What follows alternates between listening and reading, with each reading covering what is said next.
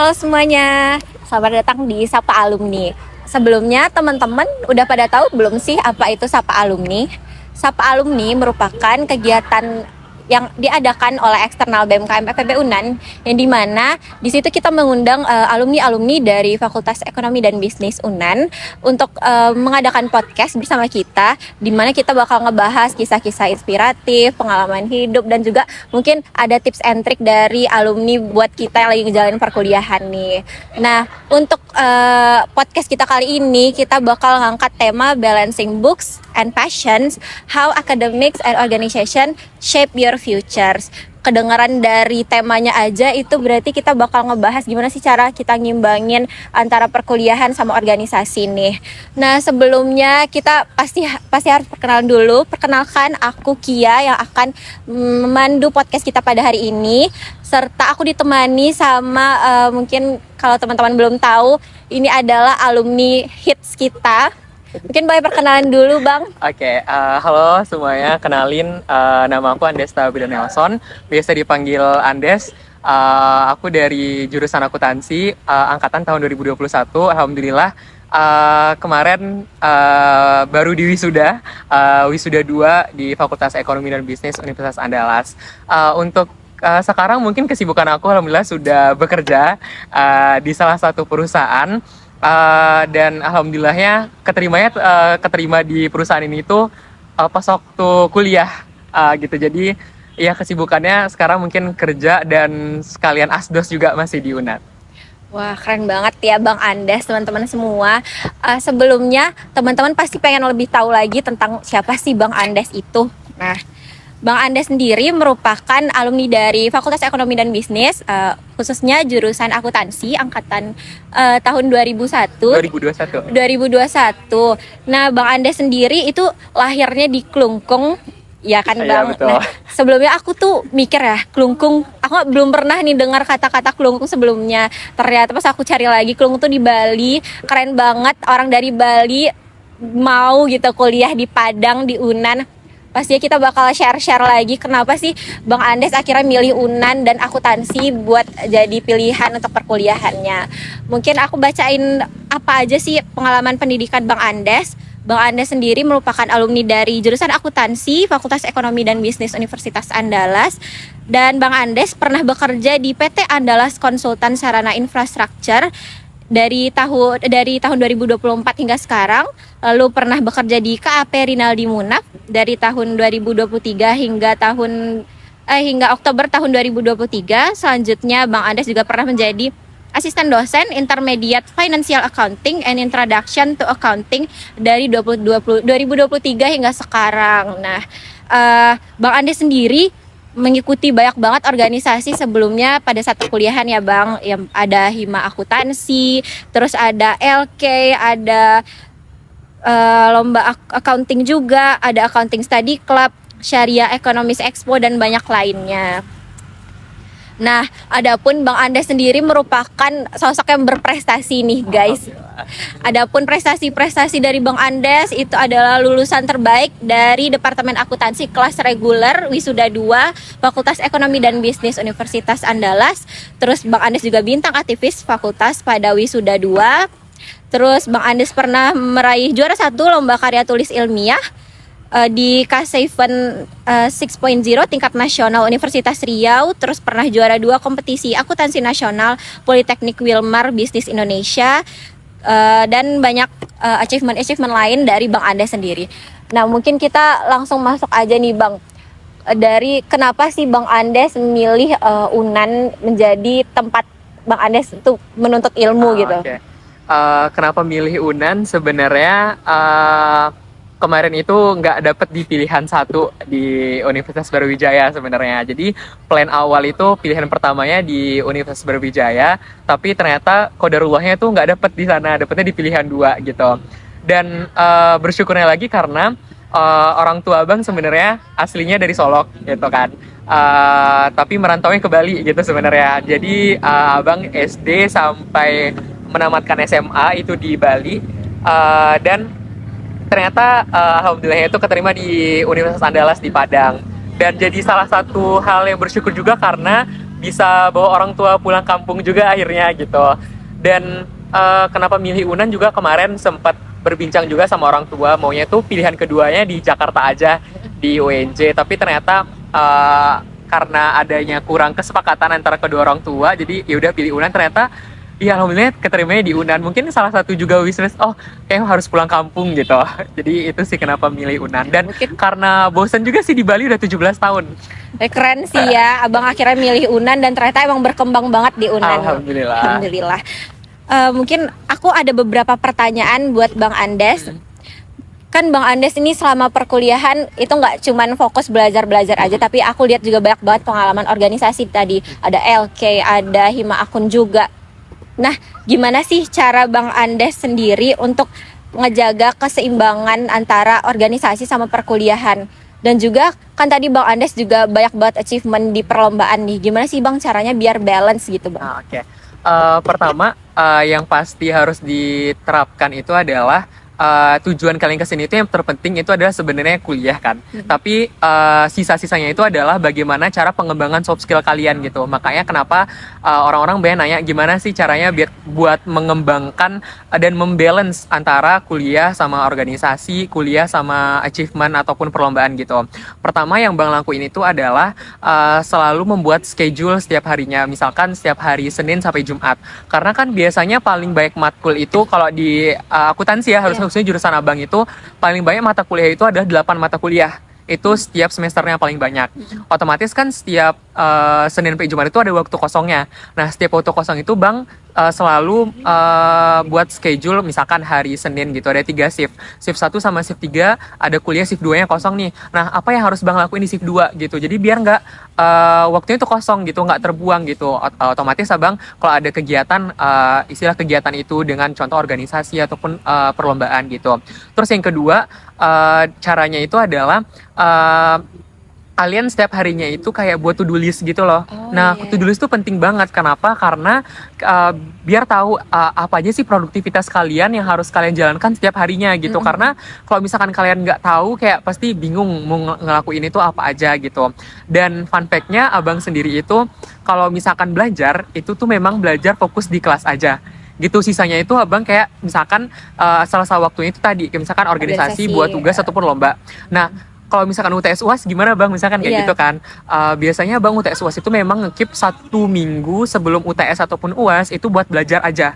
Gitu, otomatis kayak memang belajar waktu banyaknya itu di 1 minggu sebelum UTS UAS. Tapi Bang fokusin juga di kelas. Karena kalau misalkan Bang nggak dengar waktu di kelas, otomatis Bang nggak tahu ini tuh maksudnya apa ya gitu. Jadi waktu ngulang itu bagi abang di 1 minggu sebelum UTS ataupun UAS gitu. Tapi di kelas juga Bang harus perhatiin, harus catat mana-mana poin pentingnya gitu. Dan cara membalancekannya itu yang tadi, cara buat to-do list dan jangan menyia-nyiakan waktu kalian pada saat kalau misalkan ada lagi waktu kosong. Karena itu yang menjadi poin penting untuk produktivitas kalian buat kedepannya sih. Karena tadi kalian sebagai mahasiswa itu harus punya privilege kan, otomatis gunainlah privilege itu dengan baik gitu. Jangan sampai kayak cuman diem-diem aja kuliah pulang gitu. Jadi kayak harus gunain privilege itu dengan baik sih. Oke. Jadi dari Bang Anda sendiri, gimana sih cara kita nyimbangin waktu kuliah, organisasi sama lomba-lomba tadi? Itu bikin to-do list yang pertama ya Bang. Oke, keren banget. Berarti apapun yang bakal kita lakuin ke depannya itu udah ada di to-do list. Iya, betul.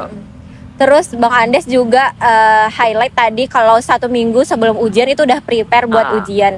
Jadi emang waktu belajarnya itu di 1 minggu sebelum ujian. Jadi itu nggak keganggu sama organisasi sama hal-hal lainnya. Oh gitu ya Bang. Oke. Terus mungkin Bang Andes tadi juga bilangin kita harus manfaatin privilege kita nih di kampus. Privilege seperti apa sih Bang yang kita harus manfaatin di kampus ini? Gitu, oke. Kan privilege-nya itu sebenarnya kita bukan lagi siswa tapi udah menyandang gelar namanya mahasiswa. Otomatis kita bisa menggunakan privilege itu, contohnya kayak satu yang pertama kita ikut organisasi-organisasi tadi gitu, karena di situ kita mengembangkan soft skill kita yang kita mau tahu sebenarnya kita tuh kuatnya di mana sih gitu. Terus yang kedua contoh kayak public speaking, leadership, itu kan soft skill yang kayak ternyata di dunia pekerjaan tuh diperlukan gitu loh. Karena kayak abang sekarang kerja aja yang abang harus tekankan itu adalah bagaimana kita bisa berinteraksi dengan orang. Otomatis kan bagaimana cara orang menilai kita tuh dinilai juga akan otomatis dengan public speaking kita yang bagus, dengan leadership kita yang mapan gitu, otomatis kayak orang bisa menilai bahwa dia mempunyai keterampilan yang baik, bagaimana cara dia bersikap, bagaimana cara dia berbicara, itu pasti dinilai juga gitu. Otomatis itu yang harus kita latih dari sekarang untuk privilege itu. Dan kalau misalkan teman-teman itu mau menggunakan privilege itu, jangan setengah-setengah. Contohnya kayak maju mundur buat ikut organisasi apa enggak ya, ikut lomba ini apa enggak ya gitu. Otomatis kayak kan kebuang ya waktu-waktu tadi gitu. Otomatis harus tentukan bagaimana waktu itu bisa menjadi prioritas teman-teman untuk menggunakan privilege itu gitu. Contoh kayak teman-teman di BEM sekarang ya, yang lagi membuat proker-proker itu kan, otomatis kayak di situ udah bisa dinilai nih, berarti mereka bisa bertanggung jawab yang pertama dalam pekerjaannya, dalam memenuhi setiap prokernya gitu, dan bisa menggunakan privilege mahasiswa itu ikut bergabung ke dalam BEM untuk mengembangkan soft skill tadi gitu. Contoh kayak Ika tadi namanya Kia, Kia. Nah kayak Kia sekarang nih kan jadi dia moderator, dan kayak pasti public speaking itu penting kan buat gimana caranya ngobrol gitu, gimana caranya berbicara di depan banyak orang nantinya. Jadi bisa dilatih dari sekarang gitu sih sebenarnya gunain privilege itu. Dan kayak bagi teman-teman mahasiswa yang belum menggunakan privilege itu, coba digunakan privilege itu dengan baik, karena itu yang menjadi bisa berkembang lagi buat kita ke depannya di dunia pekerjaan sebenarnya. Oke, berarti penting banget buat manfaatin privilege tadi ya Bang. Oke. Terus aku juga mau nanya nih, kan Abang tuh tadi udah tahu nih kita mau belajar atau kita mau organisasi, atau Abang udah ada target buat laksanain lomba segala macam. Nah, sebelumnya kalau misalnya itu semua terjadi misalnya dalam waktu yang bersamaan, kan kita bakal nyari nih yang mana yang prioritas kita. Betul. Bagaimana sih cara Abang nentuin prioritas mana yang bakal Abang laksanain pertama, atau gimana caranya gitu? Nah, oke, tadi penting itu yang namanya to-do list itu ya. Nah, kita perlu yang namanya to-do list, dan pasti kalau misalkan ada waktu yang berdekatan atau yang berdempetan, pasti kita ada memilih yang namanya skala prioritas gitu kan. Bang pernah banget, dan mungkin pada saat waktu perkuliahan itu sering banget kayak yang namanya berdempetan waktu buat kuliah, organisasi, dan juga perlombaan gitu. Nah, cara Bang buat skala prioritas, otomatis kayak Bang nggak tahu kalau dari teman-teman yang lain bagaimana, tapi kalau Abang sendiri memang waktu tidur Abang jadi berkurang gara-gara menentukan skala prioritas ini. Otomatis kayak sampai malam lah buat ngerjain organisasi, buat lombanya, ataupun mengerjakan tugas kuliah. Tapi yang Bang selalu menekankan adalah kalian datang ke kampus ini ataupun kampus manapun ya, khususnya di UNAN, itu tujuan pertama kalian adalah menuntut ilmu. Otomatis kuliah menjadi nomor satu kalian. Yang kedua, ketiga, mengikuti perlombaan, mengikuti organisasi, itu adalah kayak menjadi pengembangan kalian gitu. Otomatis kayak yang penting tujuan utama kalian kesini itu adalah untuk kuliah dan menuntut ilmu. Otomatis kuliah menjadi skala prioritas yang paling utama bagi kalian. Kalau itu bagi Abang ya, kayak berarti otomatis kuliah itu menjadi skala prioritas yang pertama yang paling utama bagi Abang. Karena kalau boleh cerita sebenarnya Abang sendiri pada saat ke UNAN, ke Padang itu kayak tibanya kalau misalkan boleh cerita itu sulit banget gitu, karena Bang pas waktu dari Bali ke Padang itu naik mobil, jadi 5 hari di jalan, dan banyak kejadian yang kayak bannya kempes lah, remnya nggak berfungsi lah, terus kayak pokoknya banyak kejadian lah, harus masuk bengkel lah mobilnya segala macamnya gitu. Terus dari pas waktu nyampe di Padang, Bang meyakinkan diri bahwa orang tua Abang udah bersusah payah buat nyampe ke Padang menguliahkan Abang. Otomatis itu menjadi skala prioritas Abang pertama kali buat nyampe di kampus ini gitu. Otomatis kuliah menjadi top of mind Abang gitu tibanya.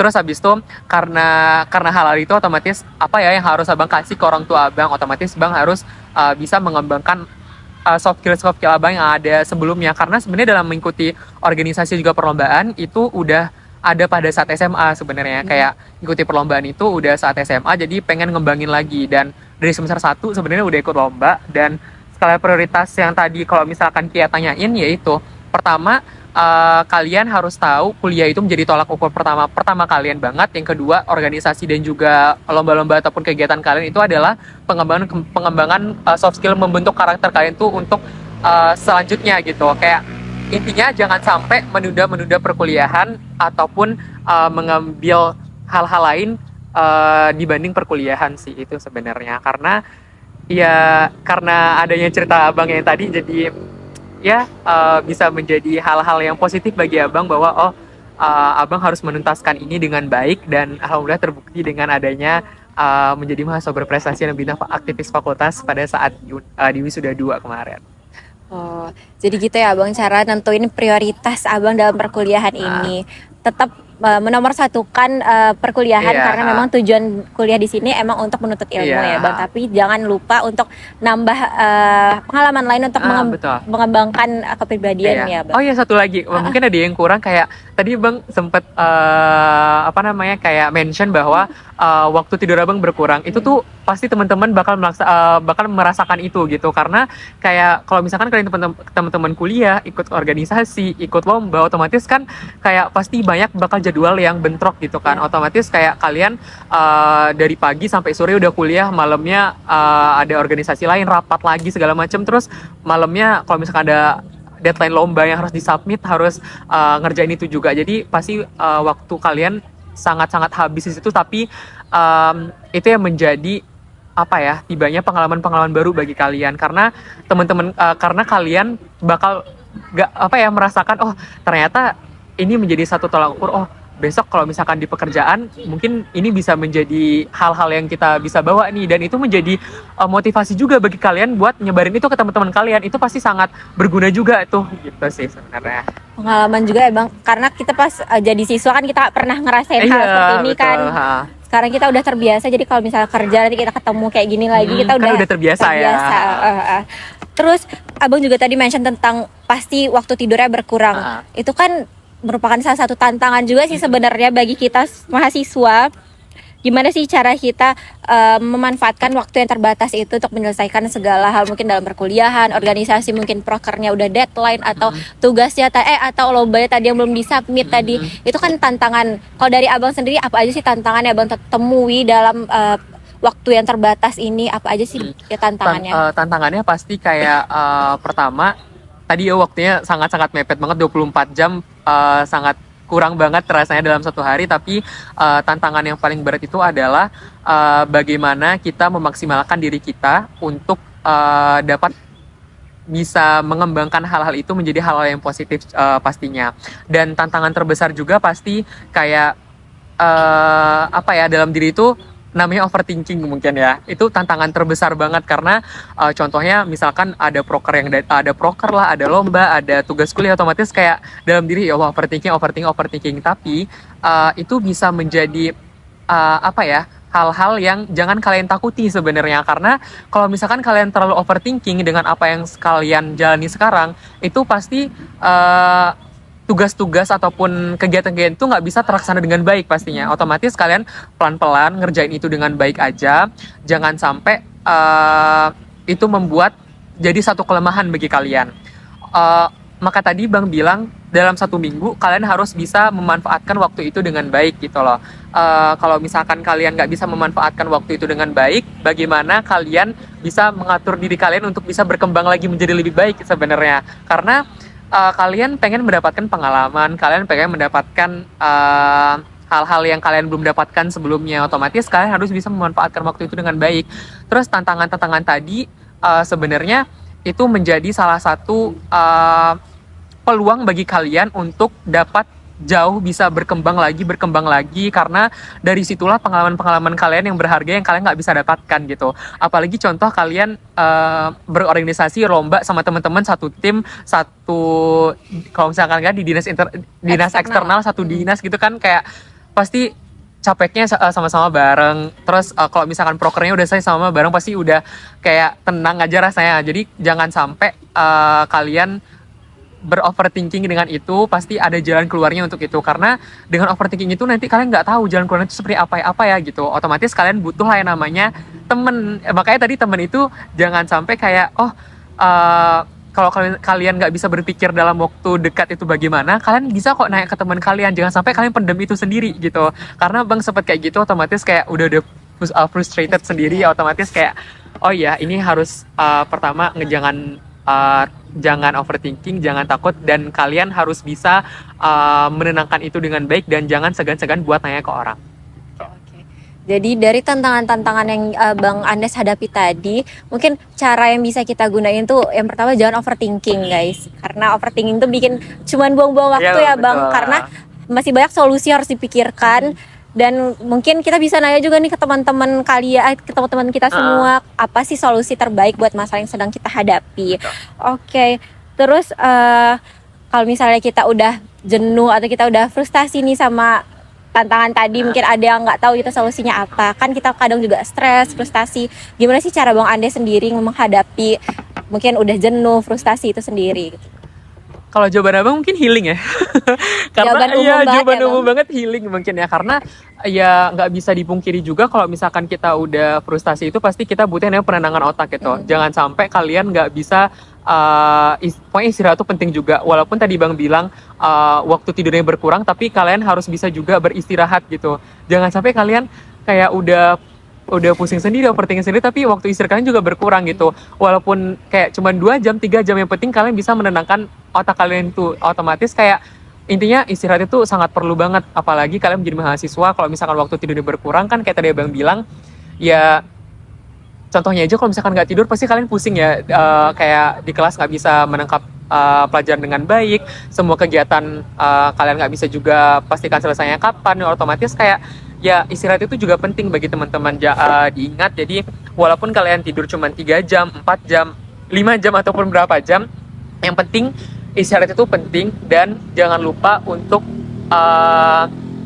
self reward buat diri kalian.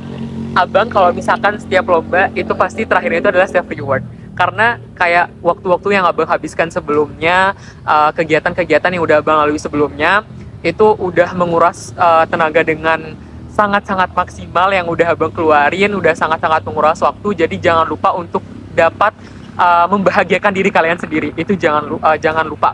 Itu sangat penting banget karena kalian harus bisa kayak tadi Bang bilang self reward, dan harus bisa membahagiakan diri kalian sendiri gitu. Jangan sampai kalian udah berusaha payah, terus kalian udah berinteraksi dengan orang lain, tapi kalian lupa dengan diri kalian sendiri gitu. Dan selalu abang ingatkan bahwa kalian sangat perlu menghargai diri kalian sendiri, karena itu sangat penting banget untuk dapat menghargai diri kalian sendiri, karena kalian udah berjuang sampai detik ini. Dan kalau misalkan abang sampai dulu pas waktu kuliah sampai semester 7, abang selalu menghargai diri abang bahwa kamu sudah luar biasa, kamu sudah mencapai di titik ini dengan baik, dan kamu pantas untuk mendapatkan apa yang kamu pengen gitu sih sebenarnya. Wah, keren ya. Jadi Bang Andes sendiri tuh gimana sih caranya Bang Andes bisa ngatasin kejenuhannya? Mungkin healing ya kan, semuanya butuh healing ya kan Bang. Terus jangan lupa buat self reward, jangan lupa buat menghargai diri sendiri. Karena emang apa yang kita lakuin itu emang karena kita udah berproses sebelumnya gitu. Nah, sekarang zamannya udah canggih nih Bang. Kita udah banyak menggunakan teknologi, segalanya udah pakai AI lah, teknologi segala macam. Gimana sih cara Bang Andes bisa manfaatin teknologi tadi untuk mendukung atau menyokong dunia perkuliahan Abang, organisasi, dan juga untuk perlombaan nantinya? Kalau misalkan untuk perkuliahan sama lomba, sebenarnya yang pernah Abang lakuin untuk memanfaatkan teknologi itu adalah mencari ide sebenarnya. Karena kalau misalkan abang lomba biasanya nggak pernah sendiri. Kalau sendiri mungkin lebih ke olimpiade ya, dan itu jawab-jawab soal doang. Tapi kalau misalkan untuk yang bertim, contohnya kayak lomba karya tulis ilmiah, bisnis case ataupun yang lainnya yang memang lomba bertim, itu pasti kan kita semua punya ide nih masing-masing. Kita menyatukan 3 ide orang, 3 kepala itu pasti sangat susah kan. Otomatis kayak abang caranya itu adalah memanfaatkan teknologi tadi dengan cara mencari ide tadi gitu. Misalkan bang punya ide, teman abang punya ide, teman abang punya ide. Terus kita gabungin lah 3 ide itu apa. Kalau dari abang sendiri memanfaatkan teknologi itu tadi, mencari ide tadi. Misalkan udah buntu apa ya yang mau dikembangkan lagi, apa ya yang mau kreativitas lagi gitu. Otomatis AI tadi itu bisa membantu kita nih. Jangan sampai kita diperalat dengan AI, tapi bagaimana caranya kita memanfaatkan teknologi itu aja dengan baik gitu. Contohnya kayak tadi ya, abang kayak, aduh ide apa ya, misalkan abang buntu gitu. Cari idenya, coba cari lah di AI tadi misalkan. Apa ya, misalkan yang lagi berkembang sekarang itu apa, bisa dilihat dari, kan misalkan AI langsung jawab gitu kan, udah kejawab nih apa gitu. Terus yang kedua, cara memanfaatkan itu ya, jangan sampai kalian memanfaatkan AI tapi kalian cuman copy paste doang gitu. Kalian nggak mencari tahu itu apa kebenarannya dulu, itu bener nggak gitu. Jadi kalian jangan jangan sampai copy paste itu aja sih sebenarnya, karena kalau misalkan kalian memanfaatkan boleh-boleh aja kan, nggak ada yang larang nih tibanya karena AI gitu kan. Tapi bagaimana cara memanfaatkan itu, yaitu kalian harus cari tahu dulu apakah AI itu bener nggak jawaban yang kalian cari di situ gitu, karena kalian nggak bisa juga 100% percaya dengan apa yang dikatakan AI tanpa kalian harus buktikan dulu gitu loh. Tibanya lebih ke kayak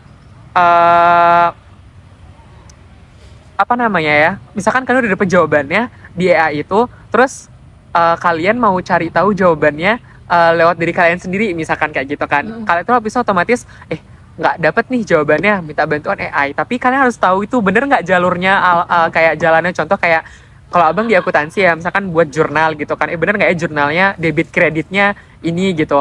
Ternyata pas waktu bang pelajaran di kelas itu nggak gitu, tapi mungkin ada beberapa hal yang benar gitu. Makanya tadi bang bilang yang kedua itu, kalau misalnya kalian memanfaatkan AI, jangan copy paste aja dari AI-nya, tapi kalian cari tahu dulu apakah benar nggak jawaban dari AI tersebut gitu. Jangan semena-mena jawaban AI itu udah kalian percaya aja gitu, karena kita nggak tahu teori-teori yang dijawab sama AI itu bener nggak sesuai sama teori kalian gitu. Oh, jadi mungkin itu konsep dari bijak menggunakan teknologi, betul, ya Bang. betul, Jangan sampai betul. kita diperalat sama teknologi gitu loh. Kita harus jadiin teknologi itu jadi tambahan inspirasi dan ide-ide buat kita gitu. Oke, lanjut dari pengalaman perkuliahan Abang, dari organisasi segala macam, apa sih pengalaman-pengalaman yang Abang dapat dan apa yang bisa Abang share juga ke kita, ke teman-teman semuanya, mungkin bisa jadi pembelajaran juga buat kita. Oke. Kalau pengalaman sendiri banyak banget ya pastinya, tapi yang paling bang percaya adalah bahwa apa yang kita sebarkan itu akan menjadi manfaat buat orang lain. Kebetulan abang kemarin gak tahu tiba-tiba ada satu orang ngechat abang, kan kemana bang habis wisuda, dia mengucapkan selamat kepada abang, tapi di satu sisi dia ngirim long text yang ngomongnya bahwa apa yang udah abang terapkan di perkuliahan itu menjadi motivasi buat dia ternyata. Gitu, otomatis kayak berarti abang percaya apa yang kita sebarkan ke orang lain itu bisa bermanfaat bagi orang lain gitu. Dan itu yang abang percaya bahwa pengalaman-pengalaman tadi itu dapat menjadi tibanya motivasi buat orang lain untuk dapat mengejar apa yang dia pengen gitu. Karena kita semua itu mempunyai bakat yang berbeda, mempunyai tibanya bakat tadi yang berbeda, tapi otomatis gimana caranya kita bisa mengembangkan itu dengan baik gitu. Misalkan abang sukanya di akademik gitu, perlombaan LKTI, audit case, olimpiade, tapi teman-teman lain apakah sama seperti abang? Kan enggak gitu. Makanya jangan kayak kalian harus bisa mencari bakat kalian sendiri dan bisa mengembangkan itu dengan baik gitu. Jadi pengalaman-pengalaman itu yang bisa kalian sebarkan nih ke teman-teman kalian, bahwa dia bisa menjadi motivasi buat dia bisa menjadi lebih baik lagi ke depannya gitu. Dan pengalaman-pengalaman yang berharga bagi abang mungkin lebih ke public speaking, leadership, dan juga hal-hal itu bisa bang bawa nanti buat ke depannya. Misalkan abang udah nikah nanti, bisa abang ceritakan kan ke anak-anak abang nantinya, ataupun ke saudara-saudara abang bahwa yang harus kalian lakukan ini pengalaman-pengalamannya ini gitu. Otomatis itu menjadi daya tarik sendiri bagi diri kita sendiri juga, bahwa orang lain juga bisa bermanfaat dengan apa yang kita sebarkan sih sebenarnya gitu. Wah, jadi sejauh ini setelah berkuliah selama 3,5 tahun di UNER ini, abang udah dapat banyak banget pengalaman yang bisa mungkin abang ceritain nanti ke anak-anak abang. Satu lagi sih, privilege kalau misalkan kalian udah dikenal ya, misalkan kalau misalkan kalian lomba, otomatis kalian udah dikenal oleh banyak orang kan. Misalkan dari ruang lingkupnya aja di dosen lah gitu. Contohnya kalau misalkan di akuntansi di abang itu, biasanya kalau menang lomba itu di share sama dosen gitu loh, bahwa ada yang menang lomba. Otomatis kan kayak itu jadi satu privilege juga ya, jadi bahwa alhamdulillah dengan apa yang abang capai itu bisa bermanfaat juga bagi adik-adik di bawah abang ataupun teman-teman abang nantinya untuk bisa mengejar apa yang dia pengen. Karena alhamdulillahnya pada saat abang menang lomba itu tuh teman-teman abang jadi terpacu gitu loh buat ikut lomba gitu. Dan adik-adik tingkat abang di bawah juga ikut terpacu juga. Dan ternyata dari situ privilege-nya adalah bahwa dosen itu percaya bahwa kita bisa dipercaya, contohnya kayak ikut penelitian dosen gitu. Itu tuh makanya kayak menjadi satu privilege bahwa kalian bisa bermanfaat bagi orang lain dan dapat dipercaya bahwa oh kalian bisa melakukan itu dengan baik gitu. Jadi makanya dengan adanya pengalaman itu dapat privilege menjadi mahasiswa itu gitu sebenarnya. Lagi dan lagi privilege Iya. ya Bang. Mungkin pertanyaan-pertanyaan yang udah kita tanya, udah dijawab juga sama Bang Ades tadi bisa jadi pembelajaran buat kita semua. Terima kasih juga Bang Ades udah jawab-jawab. Mungkin jadi insight baru juga buat kita betul. semua. Terus terima kasih juga Bang Andes yang udah bersedia untuk memberikan penjelasan kepada kita semua, ngasih pengalaman, kisah-kisah inspiratif di masa perkuliahannya. Mungkin selanjutnya aku pengen nanya ke Bang Andes pribadi ya Bang. Sebenarnya Bang Andes sendiri tuh kuliahnya tujuannya tuh emang pure menuntut ilmu atau emang kuliah ini tuh menuntut ilmu tapi yang paling penting tuh kita bisa manfaatin perkuliahan ini untuk nyari pengalaman gitu loh Bang. Ya tadi Bang bilang untuk skala prioritas pasti untuk menuntut ilmu ya, tapi jangan stuck di situ-situ aja. Kan itu menjadi skala prioritas kalian. Kalau bagi Abang itu menjadi skala prioritas kan tadi Abang bilang bahwa menuntut ilmu di perkuliahan itu adalah jadi top of mind Abang. Tapi jangan sampai pengalaman-pengalaman yang kalian dapat di perkuliahan itu nggak kalian gunain dengan baik. Contohnya kayak kalian teman-teman sekarang bisa ikut BEM ataupun teman-teman yang sedang lagi berjuang untuk perlombaan misalkan itu tuh terus diasah karena kalau boleh Abang cerita sebenarnya Abang itu baru menang perlombaan itu di semester 5 kalau boleh tahu ya, yang tingkat nasional nih semester 5. Jadi pokoknya dari semester 4 akhir menuju semester 5 awal gitu tibanya. Dan Abang nggak gampang nyerah dari itu karena semester 1 sampai semester 4 kayak Abang dikasih kalah. Ternyata semester 5-nya baru dijawab nih sama Allah bahwa kamu baru menang di sini gitu. Otomatis kan yang sebelumnya itu kalian jadiin pengalaman berharga buat kalian bahwa apa yang salah ya, apa yang sebenarnya harus kalian perbaiki gitu. Jadi sebenarnya kalau boleh Abang ngasih saran bahwa kalian di perkuliahan ini jangan nggak menggunakan privilege tadi pasti yang pertama. Yang kedua, terus asah kemampuan kalian. Yang tadi Bang bilang kemampuan bakat kalian tahu diri kalian sendiri gitu. Kemampuan dan bakat kalian itu yang kalian tahu cuma diri kalian sendiri. Otomatis kalian asah itu dengan baik, kalian kembangkan itu dengan baik karena siapa tahu itu yang menjadi rezeki kalian buat kedepannya gitu. Karena Abang sendiri tuh sangat merasa bahwa apa yang Abang dapatkan perkuliahan itu sangat Abang rasakan sekarang gitu. Karena alhamdulillah Abang dikenal sama dosen, ikut penelitian dosen, Abang bisa menjadi tibanya wishlist Abang yang Abang udah tulis pada saat Abang kuliah itu dapat tercapai dengan baik karena Abang terus berkembang lagi. Pokoknya jangan sampai kalian berhenti di satu titik yang mana kalian udah menyerah gitu. Intinya jangan sampai kalian menyerah di satu titik kalau misalkan kalian nggak berhasil. Tapi kegagalan itu yang harus kalian jadikan pelajaran gitu. Karena dari kegagalan itu kalian bisa mengembangkan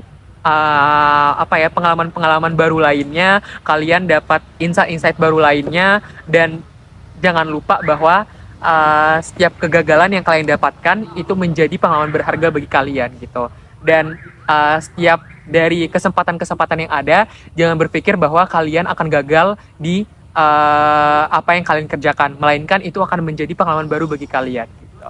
Intinya jangan takut gagal. Iya.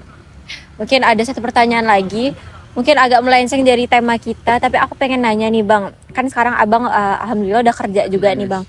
Nah, menurut Abang selama Abang bekerja, apakah emang ada keterkaitannya sama pengalaman Abang di perkuliahan sebelumnya atau ternyata emang beda banget? Alhamdulillahnya sama dengan apa yang Abang dapat di kuliah karena kebetulan kalau sekarang Abang bekerja di perusahaan itu menjadi staf keuangan, akuntansi dan juga perpajakan. Jadi otomatis sejalan lah dengan bidang Abang sebelumnya gitu. Dan yang tadi Abang bilang bahwa apa yang Abang dapat perkuliahan itu ternyata alhamdulillah Abang dapat aplikasikan dengan baik di perusahaan tempat Abang bekerja sekarang gitu. Jadi ya kalian harus benar-benar serius untuk bisa dapat apa sih yang sebenarnya core kalian dalam perkuliahan ini, itu yang menjadi satu titik kunci bahwa oh itu yang kalian bakal kejar buat nanti gitu sebenarnya. Dan sebenarnya wishes abang itu pengen jadi dosen juga sebenarnya, dan lagi nyari ini sebenarnya pengen S2-nya di mana ya. Sebenarnya abang pengen S2-nya di UGM gitu kan. Masih Akuntansi wishlist juga. ya, akuntansi juga, karena kenapa milih akuntansi, karena memang udah core-nya di akuntansi mungkin ya, karena memang S1-nya akuntansi dan pengen S2-nya pasti akuntansi juga gitu. Dan mungkin pesan abang juga, kalau misalkan kalian jangan sampai takut untuk mencoba apa hal baru yang kalian pengenin gitu. Karena sebenarnya untuk bekerja di sekarang ini, abang udah dari semester 4. Jadi bang udah bekerja di semester 4, itu salah satu KAP yang ada di, KAP itu kantor akuntan publik yang ada di Padang. Itu memang udah kerja, kuliah, organisasi, lomba jadi satu tuh. Nah gimana caranya abang bisa menyatukan itu dengan baik kan, skala prioritas tadi. Makanya kayak kenapa abang kayak misalkan di pekerjaan abang, di perusahaan abang sekarang udah terbiasa buat tibanya bekerja udah sampai larut malam ke lembur gitu, ataupun kerjanya udah banyak gitu kan. Jadi kayak apa yang kalian dapatkan di perkuliahan itu ternyata pas waktu bekerja kalian udah biasa aja, karena kalian udah terbiasa dengan melakukan hal-hal yang udah kalian dapatkan di perkuliahan itu sebenarnya. Makasih ya Bang udah jawabin pertanyaan-pertanyaan aku. Nah mungkin selanjutnya kita bakal sesi dokumentasi sama... Aku boleh terakhir nggak nyampein sesuatu? Oh boleh banget Okay. Bang. Jadi mungkin terakhir ya, pesan dari aku sebenarnya buat mahasiswa sekarang, jangan sampai takut gagal, jangan sampai takut untuk mencoba hal-hal baru di perkuliahan ini. Karena tadi Bang bilang bahwa pengalaman-pengalaman atau kegiatan ataupun hal-hal yang kalian lakukan di perkuliahan itu akan menjadi tolak ukur kalian buat ke belakangnya nanti, buat ke depannya nanti, buat saat pekerjaan nanti pasti. Karena public speaking kalian sangat perlu, leadership kalian sangat perlu, tanggung jawab, kerjasama, komunikasi itu sangat penting banget bagi kalian. Jadi jangan sampai nggak menggunakan apa yang kalian pengen dapatkan di perkuliahan itu sih sebenarnya. Dan satu pesan abang, jangan sampai kalian mau menyerah. Jadi setiap apapun pilihan hidup yang ada di depan mata teman-teman, harap jangan pilih menyerah untuk itu, dan terus lakukan dengan baik, do your best, dan buat bangga orang tua kalian, karena itu yang menjadi bahwa orang tua kalian bangga dengan apa yang kalian capai di sekarang ini dan buat kedepannya. Oke, makasih banget Bang Andes sudah ngasih closing statement-nya untuk kita semua. Mungkin pengalaman-pengalaman ini udah jadi pengalaman berharga buat kita. Kesempatan kali ini juga jadi kesempatan, mungkin rare kesempatan untuk bisa berbincang juga sama Bang Andes. Mungkin selanjutnya itu kita ada sesi dokumentasi. Ya boleh Bang. Gimana dokumentasi?